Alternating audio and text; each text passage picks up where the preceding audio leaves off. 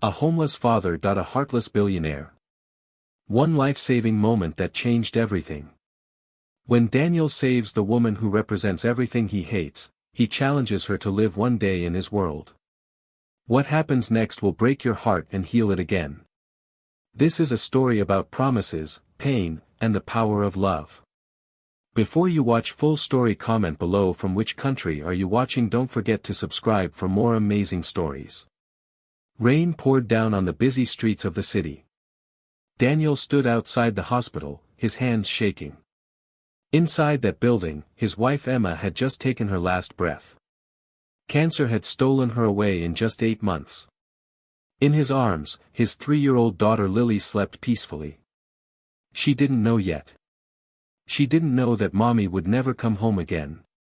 Daniel was a simple man.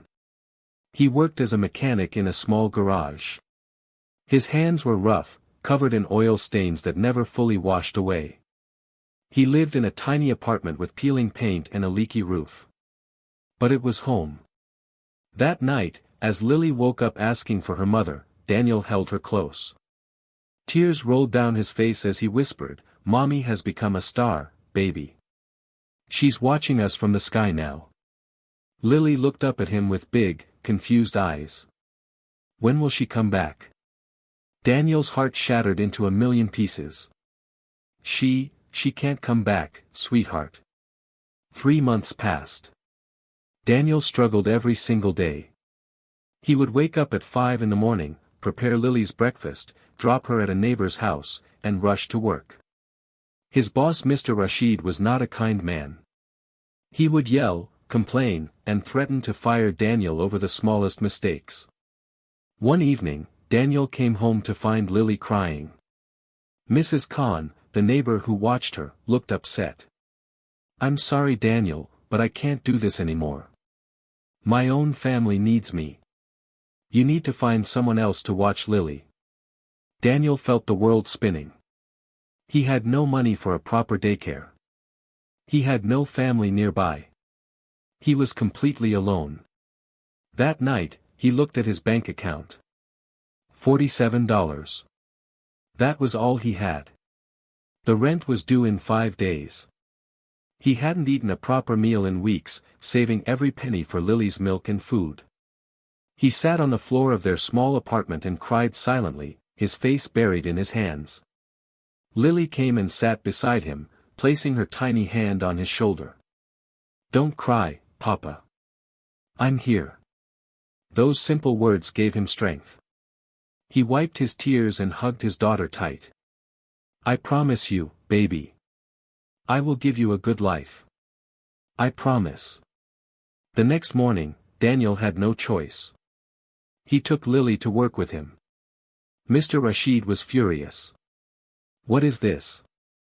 A garage or a daycare center? Get that child out of here. Please, sir. Just for today. I'll find someone by tomorrow. Please." Mr. Rashid's face turned red with anger. "If anything happens, it's on you. And I'm cutting your pay for this." Daniel's heart sank, but he nodded.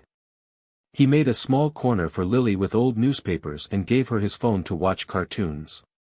He was working under a car when he heard the screech of tires outside. Then came the sound that would haunt him forever, a terrible crash and a woman's scream. Daniel rushed outside. A black Mercedes had crashed into a pole just outside the garage. The driver's door was smashed, and inside, a woman was unconscious, blood trickling down her face. Without thinking, Daniel ran to the car. He pulled the door open with all his strength. The woman was trapped by the seatbelt. He could smell gasoline leaking. "Help! Someone call an ambulance," he shouted. Other people just stood and watched. No one moved. Daniel's hands worked quickly. He freed the woman from the seatbelt and pulled her out of the car. Just as he dragged her to safety, the car's engine caught fire. The ambulance arrived 10 minutes later. As they loaded the woman onto the stretcher, a man in an expensive suit rushed to the scene. He looked panicked. "Ms. Victoria, oh God, Ms. Victoria. The paramedics took her away. The man turned to the crowd. Who saved her? Who pulled her out? Someone pointed at Daniel. The man rushed to him and grabbed his hands. Thank you. Thank you so much. You saved her life. She's Victoria Ashford. Do you know who that is? Daniel shook his head. He had never heard that name before. She's one of the richest businesswomen in the country. She owns Ashford Industries. You're a hero, sir.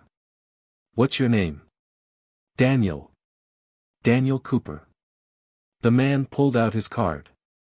I'm James, her assistant. Please, take this. When Ms. Victoria recovers, she'll want to thank you properly.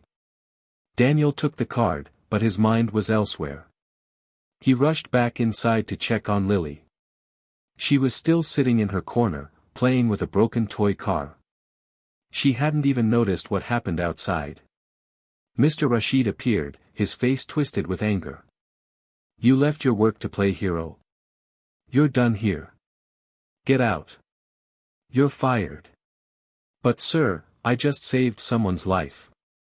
I don't care. Get out before I throw you out. Daniel's world crashed again.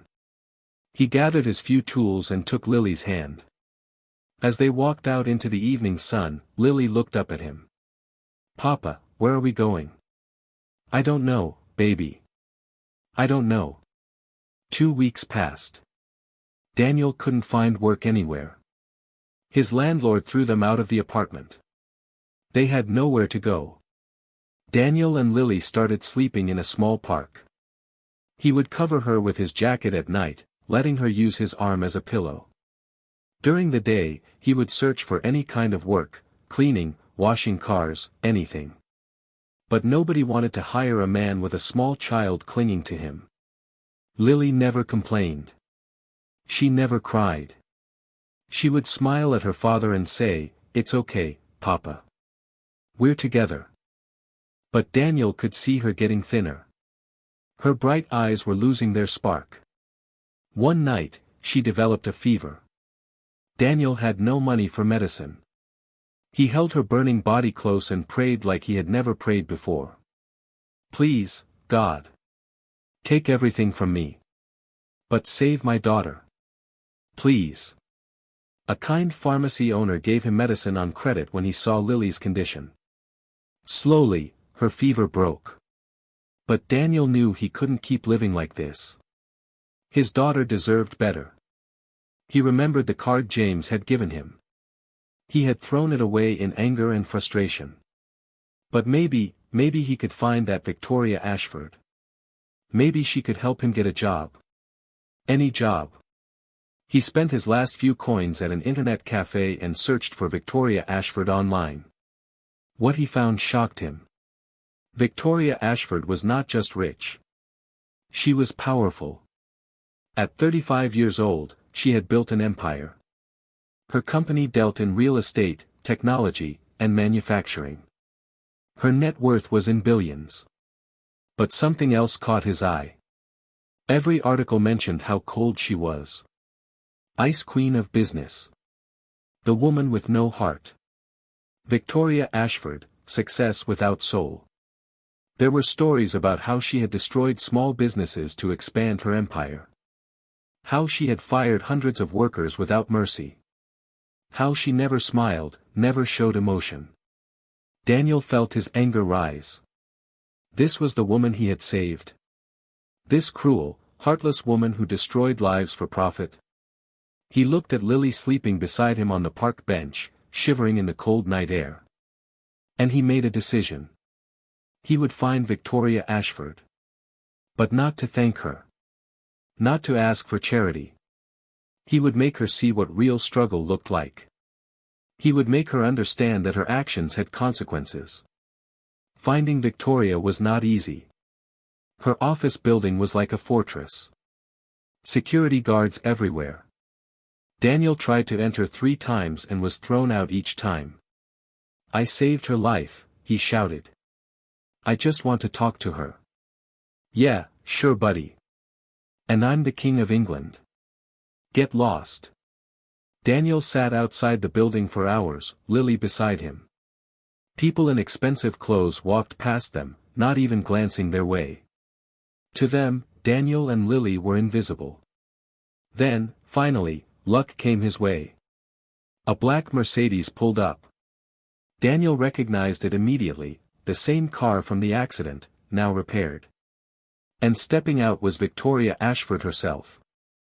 She wore a black business suit. Her hair was pulled back in a perfect bun. Her face was beautiful but cold, like a marble statue. She walked with confidence, her high heels clicking on the pavement. Daniel stood up, his heart pounding. Miss Ashford. She didn't even turn her head. She kept walking. Miss Ashford. Please. I'm Daniel Cooper. I saved your life. That made her stop. Slowly, she turned around. Her eyes scanned him from head to toe, his dirty clothes, his unshaved face, his worn-out shoes. Then her gaze fell on Lily. You're the mechanic. Her voice was flat, emotionless. Yes. I pulled you from your car before it exploded. I see. What do you want? Money? Daniel felt anger burning in his chest. I don't want your money. I want you to see something. Victoria raised one perfectly shaped eyebrow. See what? See what life is like for people like me. People whose lives you destroy with your business deals.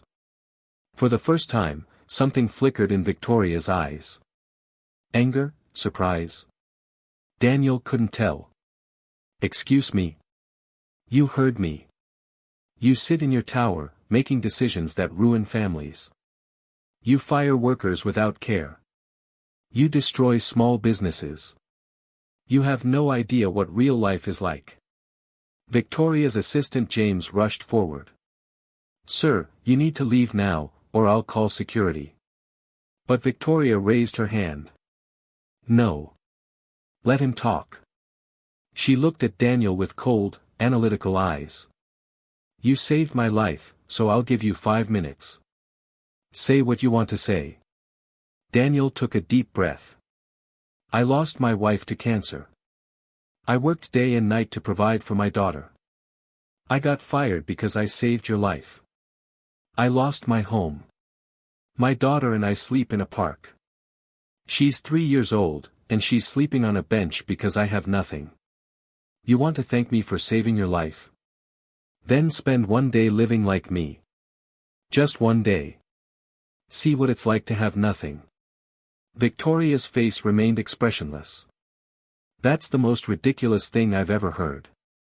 I thought you'd say that. Because people like you don't care about people like us. Daniel turned to walk away, taking Lily's hand. But Victoria's voice stopped him. Wait. He turned back. Victoria was looking at Lily now, really looking at her. Something in the child's innocent face seemed to affect her. One day, Victoria said quietly. I'll give you 1 day. But not as charity. As a deal. You show me your world for 24 hours. If you can prove that I'm as heartless as you say, I'll give you a job and a place to live. But if you fail to convince me, you never contact me again. Deal? Daniel stared at her in shock. Was she serious? Deal, he said firmly. Victoria nodded. Tomorrow morning. 6 a.m. Meet me at this address. She handed him a card. Come alone. Your daughter can stay with my housekeeper for the day. No, Daniel said immediately. She comes with me, or there's no deal. Victoria looked annoyed, but she nodded. Fine. 6 a.m. Don't be late. As she walked away, James looked at Daniel with concern. Sir, you don't know what you've just done. Miss Ashford never loses a challenge. Daniel watched Victoria disappear into her building. Maybe it's time she did. At exactly 6 a.m., Daniel stood at the address Victoria had given him. It was her mansion, a massive estate with gardens and fountains. A house so big it could fit 50 families. Lily held his hand tightly, her eyes wide with wonder. "Papa, is this a palace?" Before Daniel could answer, Victoria appeared. But she looked different. She wore simple jeans and a plain white shirt. Her hair was down. She wore no makeup. For the first time, she looked human. "I'm ready," she said. "Where do we start?" "First," Daniel said, "you need to understand how we eat." He took her to the area where day laborers gathered each morning, hoping for work. Men and women stood in the heat, desperate for anyone to hire them for a day's wages. "This is where I come every morning now," Daniel explained. "You stand here for hours. Sometimes you get work. Sometimes you don't.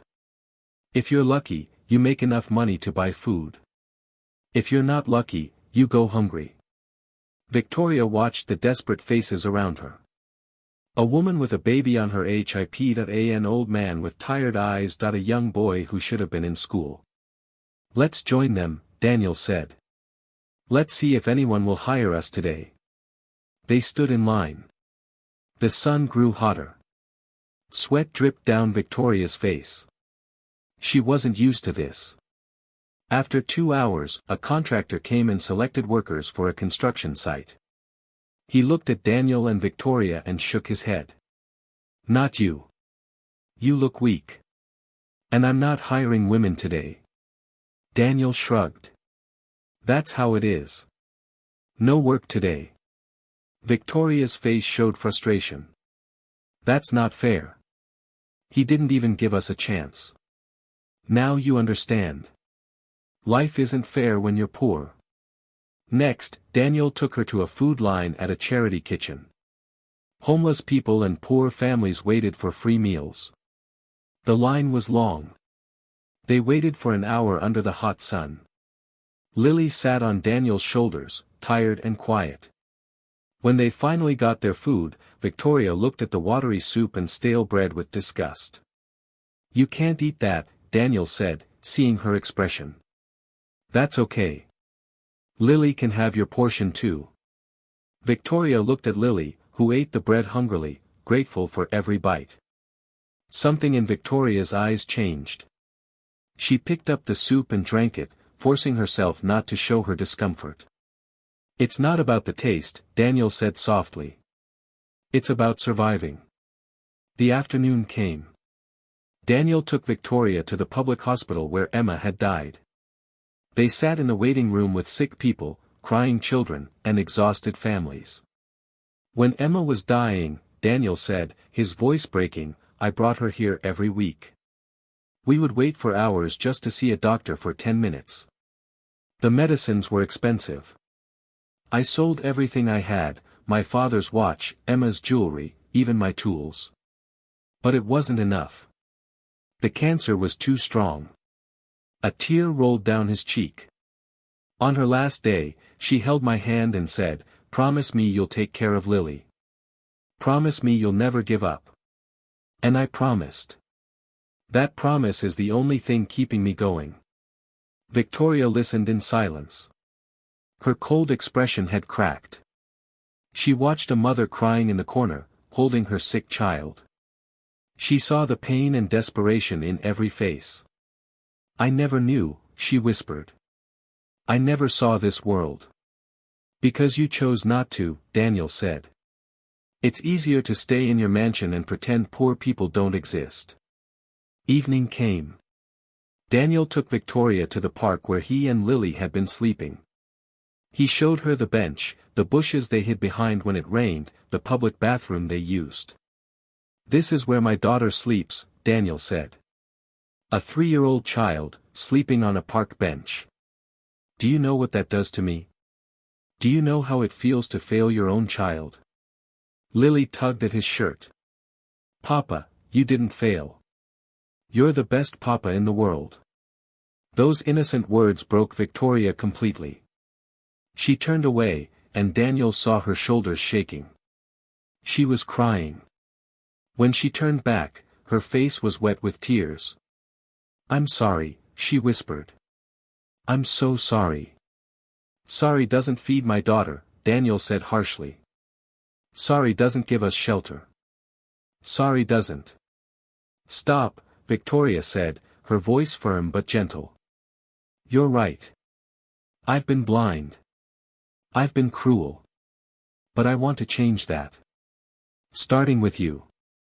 She pulled out her phone and made a call. "James, I need you to do something for me. Now." Victoria turned to Daniel. "There's something you need to know about me. Something I've never told anyone." They sat on the park bench, Lily sleeping between them. The sunset painted the sky orange and pink. "I wasn't always rich," Victoria began. 20 years ago, I was just like you. My father was a factory worker. My mother cleaned houses. We lived in a tiny apartment, barely making ends meet." Daniel looked at her in surprise. "What happened?" "My father worked for a big company. One day, there was an accident at the factory. Machines malfunctioned. Several workers got injured. My father, he died trying to save others." Victoria's voice trembled. "The company refused to take responsibility. They blamed the workers. They gave us nothing, no compensation, no help, nothing. My mother and I were thrown out of our company housing. We became homeless." She wiped her tears. "My mother worked 3 jobs to put me through school. She died when I was 18, exhausted and broken. I promised her I would never be powerless again. I would never let anyone make me feel small again." "So you became the person you hated," Daniel said quietly. Victoria nodded. "Yes. I became successful, but I lost my humanity.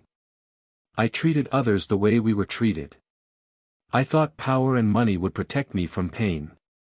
But today, watching you with Lily, seeing your love for her, I realized I became the very monster that destroyed my family." She looked at Daniel with sincere eyes. "You saved my life twice. Once from that car accident. And today, you saved me from becoming something unforgivable." Daniel didn't know what to say. The anger he had carried melted away, replaced by understanding. "What now?" he asked. Victoria smiled, a real, genuine smile. "Now, we help each other. I can't change my past, but I can change my future. And I want to start by helping you." 1 month later, Daniel stood outside his new apartment. It wasn't a mansion, but it was clean, safe, and comfortable. 3 bedrooms, a small kitchen, and windows that let in morning sunlight. Lily ran through the rooms, laughing with pure joy. "Papa! I have my own room. With a real bed." Victoria had kept her promise. She didn't just give Daniel money, she gave him dignity. She offered him a job managing one of her company's community outreach programs. His task was to help other people like him, people struggling to survive. But that wasn't all Victoria did. She changed her entire business approach. She established a foundation to help families affected by her company's past decisions. She reinstated workers who had been unfairly fired. She funded schools and hospitals in poor neighborhoods. The media called it the Ashford Transformation. Critics said it was just public relations. But Daniel knew the truth. He saw Victoria personally visit the families she helped. He saw her tears when she met people whose lives had been destroyed by her old policies. She had truly changed. One evening, Daniel invited Victoria for dinner at his new apartment. Lily had insisted on making drawings to decorate the walls. As they ate simple homemade food, Lily climbed onto Victoria's lap. "Miss Victoria, do you have any children?" Victoria's smile faded. "No, sweetheart. I never got married. I was too busy with work." "That's sad," Lily said innocently. "Everyone needs family." Victoria hugged the little girl close. "You're right. I was so stupid. Daniel saw the loneliness in Victoria's eyes. Despite all her wealth and power, she was alone. She had no one to love, no one to love her back. You know, Daniel said carefully, family isn't always about blood. Sometimes, family is the people who choose to be there for each other. Victoria looked at him, understanding his meaning. Are you saying? I'm saying that Lily and I have room in our lives for one more person. If that person wants to be part of our family. Tears filled Victoria's eyes again. I don't deserve this. After everything I've done. Deserving has nothing to do with it, Daniel interrupted. It's about moving forward. It's about being better. Emma used to say that every person deserves a second chance at happiness. Victoria nodded, unable to speak. Lily hugged her tighter. Please stay, Miss Victoria. I like you. From that day forward, Victoria became a regular presence in their lives. She would come over for dinners. She would read bedtime stories to Lily. She taught Daniel about business so he could grow in his new role. Slowly, something beautiful began to grow between Daniel and Victoria. It wasn't just gratitude or friendship. It was something deeper. A year passed. Daniel's program had helped over 200 families find jobs and homes. Victoria's foundation had grown into one of the country's most respected charitable organizations. One evening, Daniel found Victoria sitting alone in the office, looking at old photos on her computer. They were pictures of her parents, young and smiling. I wish they could see what I've become now, she said softly. I wish I could tell them I finally understood their lessons. Daniel sat beside her. They know. Wherever they are, they know. Victoria turned to look at him. How do you do it, Daniel? How do you stay so good after losing so much? I'm not good, Daniel said. I'm just a father trying to keep a promise. Lily gives me purpose. And now, you give me hope. Victoria's breath caught. Daniel, I love you, Daniel said simply. I know it's crazy. I know we come from different worlds. But I love you. Not for your money or your power. I love you because you had the courage to change. I love you because you chose to be better.